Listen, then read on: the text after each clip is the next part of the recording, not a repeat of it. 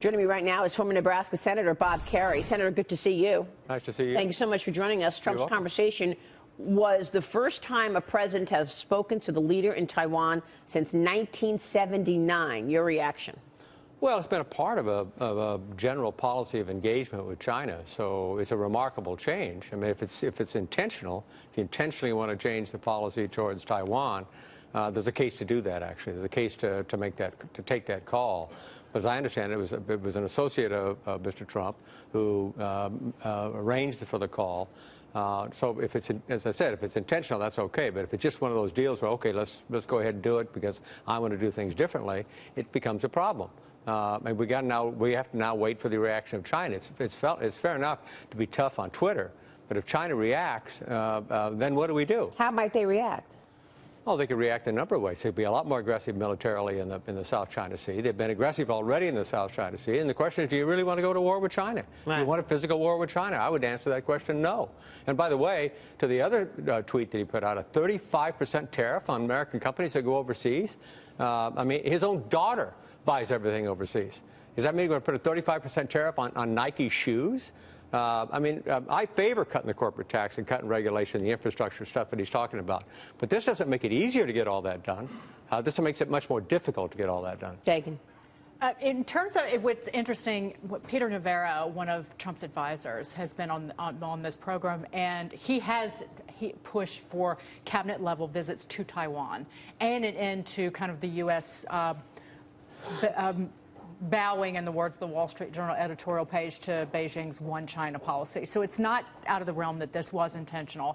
But it's just hilarious how people in the media get the vapors every time Trump breaks with a protocol, even in a small way, because that's what his campaign was about, and why people would be surprised that this would happen, and even happen on Twitter.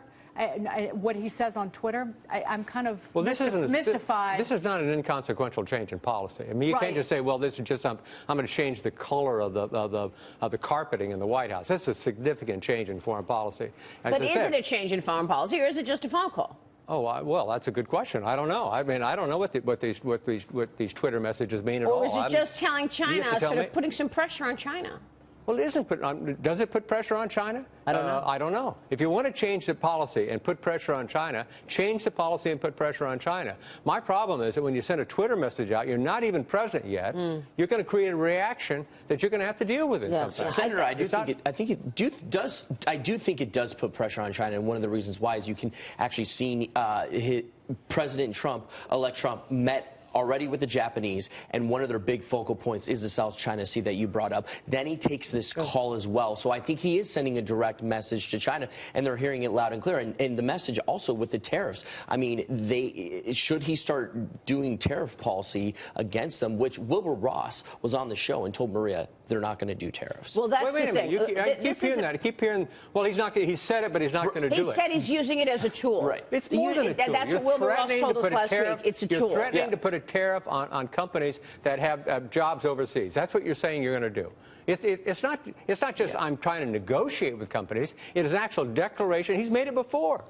He believes in putting a tariff on manufactured products that come back into the United States of America. That will be a big problem. Not a big problem. It's terrible policy. And you imagine you're sitting on a board of a company trying to decide whether or not to do that sort of thing, whether or not to try to lower your costs and increase your competitiveness. But you remember when Mario Draghi came out and actually was talking? What's he have to do? No, but what he said, he saved the foreign bond market when he said he will do whatever it takes, and he didn't have to do one thing. What does the foreign bond market have to do? You're saying he's just using this as this rhetoric starts for you guessing. For the last 8 years, Republicans correctly went after President Obama when he exceeded his authority with executive orders.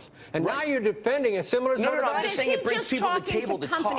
It doesn't bring people necessarily to the table. It creates tremendous uncertainty in corporate America who have these kind of investments overseas. Look, we all know that the S&P 500... And I think it also makes it more difficult to get a very difficult agenda. As a Democrat, I'd support cutting corporate taxes. As a Democrat, I support cutting regulation. As a Democrat, I support it. But this makes it harder, Senator, not make are it you easier. Sure because he's basically embracing Bernie Sanders' message. Right. But is he just talking to companies that want to create a new factory and move it to Mexico and then try to get their products back in the U.S.? Obviously, the S&P 500, all 500 companies have businesses overseas.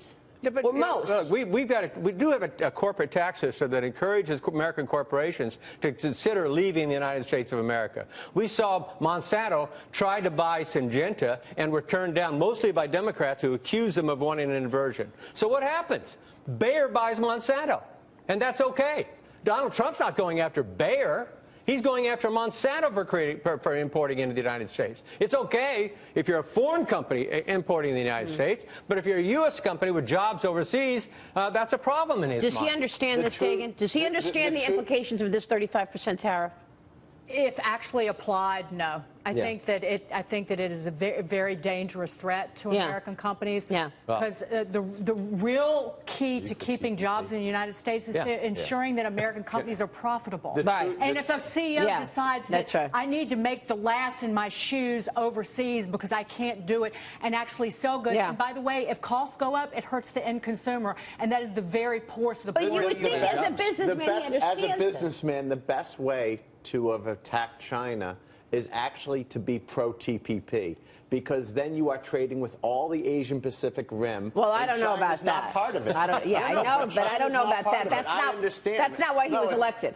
I mean, he was elected because he pushed back on TPP. No, well, everyone's pushing back on trade, but the truth is, to have a protectionist environment is not necessarily the best way to go about it. Bob, final word. Look, I just think particularly Fox needs to push back on this proposal. I think it's not good when you say, well, he doesn't really mean it. It's a signal of some kind. He said it. I think you can admit it's just a tool. I think it's a declaratory. It's a declaratory statement. It's dangerous. Listen, you can't let it stand. They're very proud when they say he uses his 25 million followers on Twitter and Facebook to get his messages out. You can't have it both ways. This is how he gets his messages out. So you have to take it at face value. Yeah. It's been a pleasure. Bob, good to see you. Senator Bob Kerrey. Always. It's that time of the day. Is there a reason we're on the left side here? Not to the viewers, we're not. Exactly. Bob Kerrey, always a pleasure to have you, sir. Thank you so much, Senator.